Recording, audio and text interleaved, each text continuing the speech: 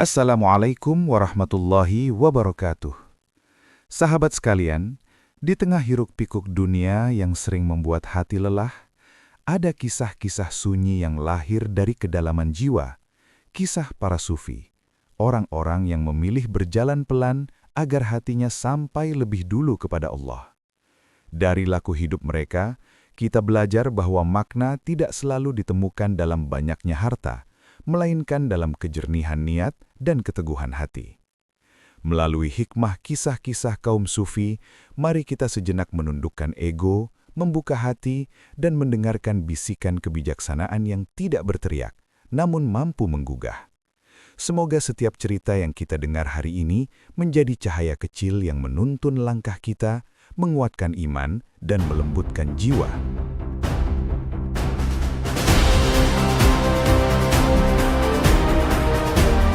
Keluhan di serambi sang guru.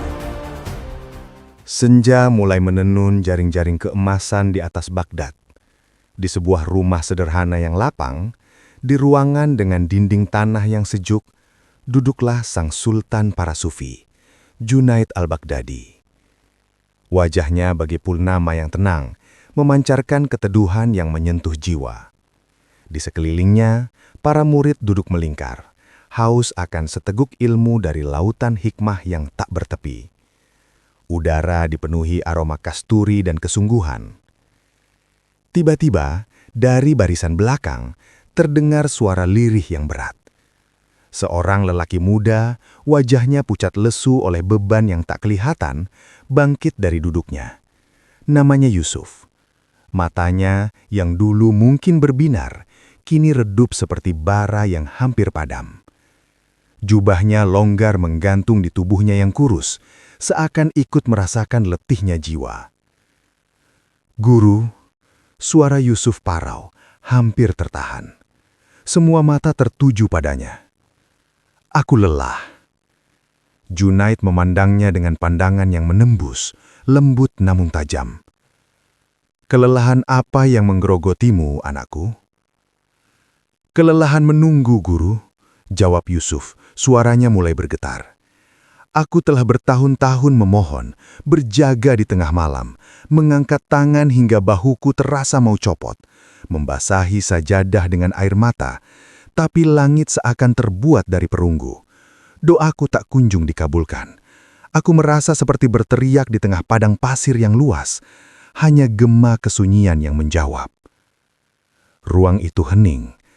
Hanya desahan angin sore yang menyusup lewat jendela. Para murid lain menunduk, ada yang mungkin merasakan hal yang sama namun takut mengutarakannya. Junaid tidak segera menjawab.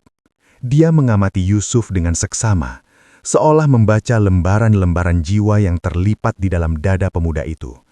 Lalu, dengan suara selembut sutra yang berbisik, ia bertanya, "Wahai Yusuf, apa sebenarnya yang kau minta selama bertahun-tahun itu, Yusuf? Kepada siapa kau memohon dengan begitu gigih?" Yusuf mengangkat kepalanya, sedikit terkejut oleh pertanyaan yang terdengar sederhana itu. "Bukankah itu jelas, Guru? Aku meminta kepada Allah, Zat yang Maha Mendengar."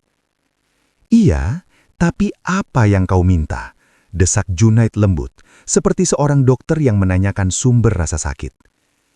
Yusuf menarik napas panjang, mengumpulkan sisa-sisa harapannya yang terserak.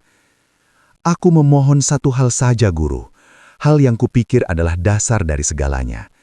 Aku meminta agar hatiku selalu ingat kepadanya, agar zikirku tak pernah putus, agar tak ada sesaat pun dalam hidupku di mana aku lalai menyebut namanya.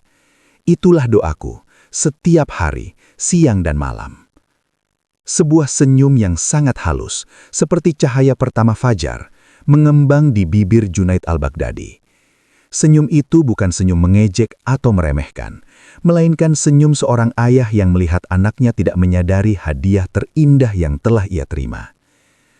"Wahai Yusuf," ucap Junaid, dan suaranya tiba-tiba terasa hangat, mengisi setiap sudut ruangan.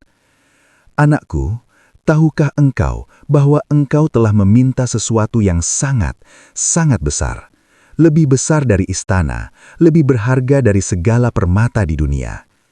Yusuf tertegun, matanya membelalak bingung. Engkau meminta agar hatimu disinari cahaya ingat yang konstan kepada Sang Maha Cahaya.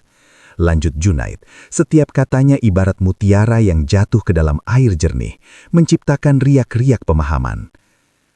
Dunarni Hadnaid. Junaid berdiri perlahan, mendekati Yusuf yang masih bingung. Ia meletakkan tangan dengan lembut di pundak pemuda itu. Bukankah kelelahan yang kau rasakan ini adalah kelelahan karena rindu? Bukankah kepedihan yang kau keluhkan adalah kepedihan hati yang merasa jauh dari yang dirindukan? Jika hatimu benar-benar lupa, jika jiwamu benar-benar tidur, apakah engkau akan merasa sakit seperti ini? Apakah orang yang tidur nyenyak merasakan letihnya berjaga? Yusuf tergetar, seolah petir kebenaran menyambar kesadarannya. Allah yang maha bijaksana, kata Junaid, suaranya kini penuh keyakinan, telah mengabulkan doamu dengan cara yang paling sempurna. Dia tidak memberimu perasaan ingat yang datar dan biasa saja. Tidak, dia menanamkan di dalam relung hatimu yang paling dalam sebuah rasa rindu yang membara, sebuah kesadaran akan kehilangan saat kau merasa jauh, sebuah kehausan yang tak pernah terpuaskan. Junaid berjalan pelan, mengitari lingkaran murid-muridnya, seolah menjelaskan kepada semua. Pengabulan doa, wahai saudara-saudaraku, tidak selalu berbentuk pemberian benda yang kita idamkan. Terkadang, ijabah yang paling agung adalah ketika Allah menganugerahkan kebutuhan kepadanya. Dia memberimu rasa lapar agar kau terus mencari makanannya. Dia memberimu rasa haus agar kau tidak berhenti mendatangi sumurnya. Rasa letihmu dalam berdoa, wahai Yusuf, adalah bukti nyata bahwa doamu telah didengar, bahwa hatimu telah dijadikan hidup dan peka. Hati yang mati tidak akan merasakan sakit karena jauh darinya. Air mata mulai mengalir deras di pipi Yusuf, bukan air mata kepedihan seperti sebelumnya, tetapi air mata pencerahan, air mata yang mencairkan kebekuan keraguan selama ini. Engkau mengeluh karena doamu tidak dikabulkan, kata Junaid, kembali menatap Yusuf. Tetapi bukankah keluhan itu sendiri adalah bentuk zikir? Bukankah ratapanmu adalah seruan kepadanya? Bukankah kegelisahanmu adalah bukti bahwa kau selalu ingat ada seseorang yang sangat kau rindukan, sehingga ketiadaannya terasa begitu menyiksa? Itulah pengabulannya. Dia memberimu cinta dan rindu yang adalah esensi dari ingat itu sendiri. Ruang itu kini dipenuhi oleh keharuan yang mendalam. Para murid lain menyeka air matanya. Yusuf terjatuh bersujud, bahunya terguncang oleh tangis kelegaan. Selama ini, ia mengira dirinya tenggelam dalam kegagalan, padahal ia sebenarnya sedang berenang di lautan pengabulan ilahi yang paling dalam. Junaid mendekat, membungkuk, dan membisikkan kata terakhir dengan penuh kasih. Bersyukurlah Yusuf, Allah sedang memelihara apimu, bukan memadamkannya. Hausmu adalah tanda bahwa kau akan selalu kembali kepadanya. Dan itu adalah karunia terbesar yang tidak disadari oleh banyak orang. Senja pun berakhir, berganti malam. Tetapi di dalam ruangan itu, sebuah fajar telah terbit di dalam hati seorang pemuda. Ia baru saja memahami bahwa terkadang jawaban dari doa yang paling tulus bukanlah ya atau tidak, melainkan sebuah transformasi halus di dalam jiwa. Diubahnya sebuah permintaan menjadi sebuah kebutuhan abadi, dan sebuah pencarian menjadi bukti cinta itu sendiri.